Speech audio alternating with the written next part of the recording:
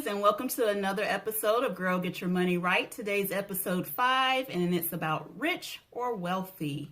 Would you rather be rich or wealthy? Well, we first need to make sure we understand the definition of rich and wealthy. So I happen to check on webstersdictionary.com and find out what do they consider being rich and wealthy.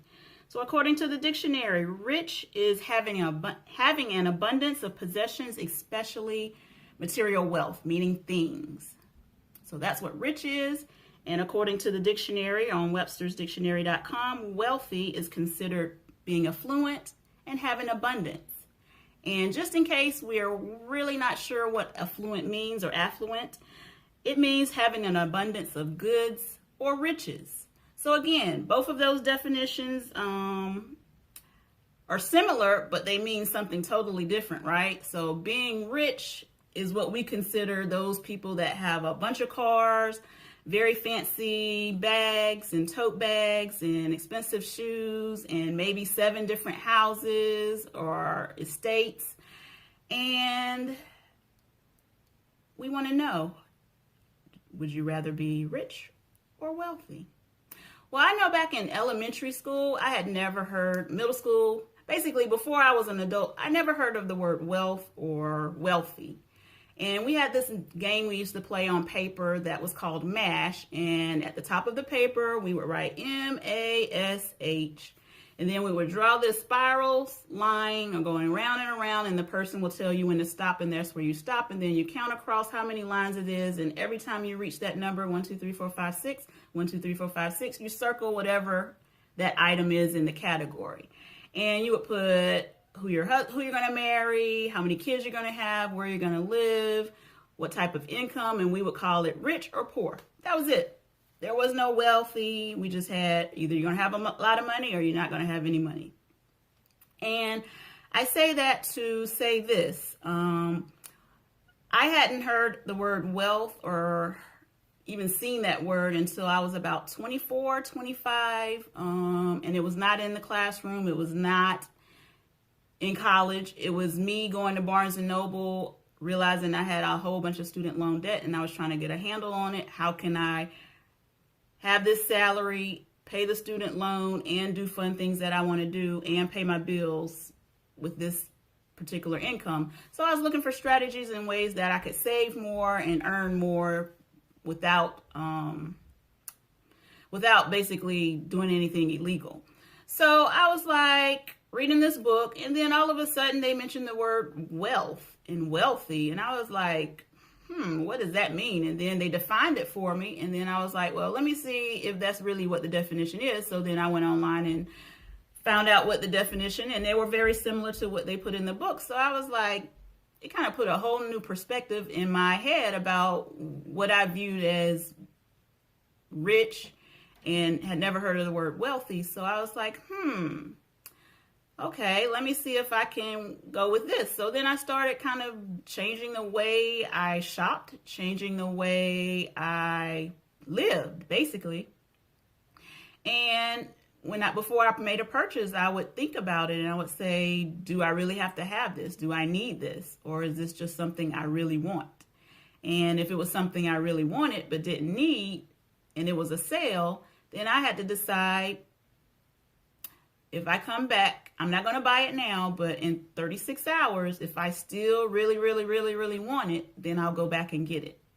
And if it's meant to be, it's meant to be. And 9 times out of 10, less than 24 hours later, I was like, I really didn't need that. It was really cute, or it was really pretty, but I'd rather put that on extra on my credit card payment or something like that, or pay extra on my car notes. So that learning the word wealth and the definition of wealth really changed my life, and I hope today is the same for you.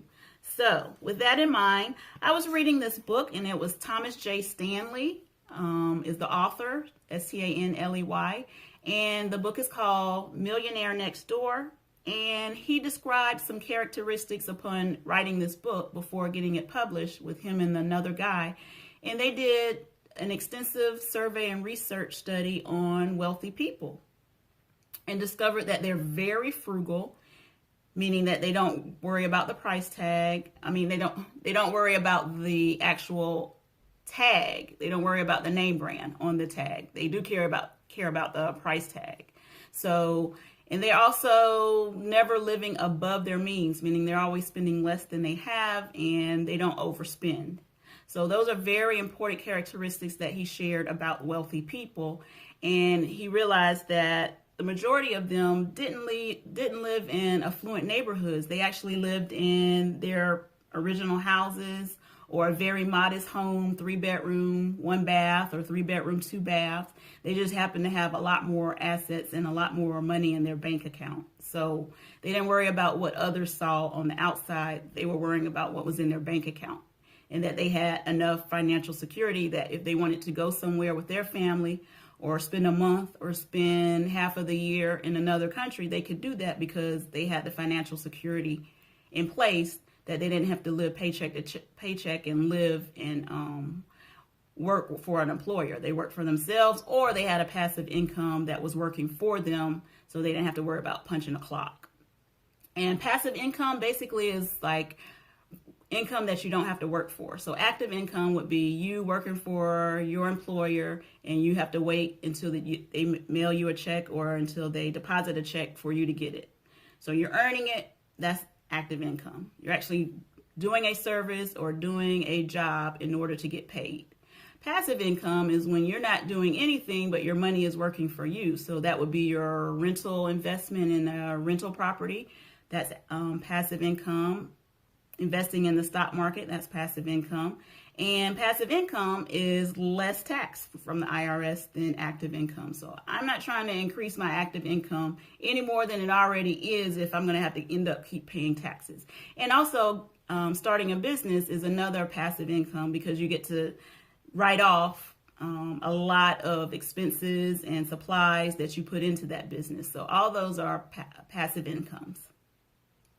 And another thing that he mentioned in the book is that the wealthy individuals that they researched traditionally chose the right occupation. So if you're not quite done graduating, like this is something I wish I would have known before going to college, because I did choose something that I liked at first, but then when the school didn't have the actual I wanted to do computer science, but I wanted to do management information systems of it, and they just had computer programming. Instead of me sticking with what I wanted to do and just going to a different school, I worked with what they had, and then I ended up switching majors because that really isn't what I wanted to do.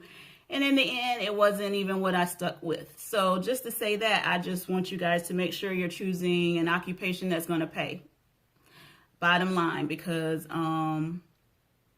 teacher salaries, although it's a great job and I love it, it doesn't pay the bills. It is very stressful, at least when you're stressed and you're a lawyer, or you're stressed and you're an engineer. At least you're kind of getting paid for what you go through. Teachers, not happening. And more than likely, you have to end up getting a second, sometimes third job, part-time, or on the weekends, or during the holidays to get a little extra change in your pocket. So make sure you're choosing the right occupation, and hopefully you're going to be on the road to being wealthy and not just rich. So we don't want to just have a bunch of things and nothing in our bank account. You want to make sure you're generating wealth for your family, those your children, your children's children, etc. So good luck with that, and I hope you guys are sticking with your accountability and sticking with your accountability partner. Make sure y'all are holding each other accountable. Make sure you're working on your financial goals. If they're changing, then you need to modify them. Go back to them. Is this still something that I really value? Is this something that I really want to do in the next year, in the next 5 years, in the next 10 years? So make sure you modify that if it changes. And I can't wait to see you guys next week on episode 6. Bye, ladies.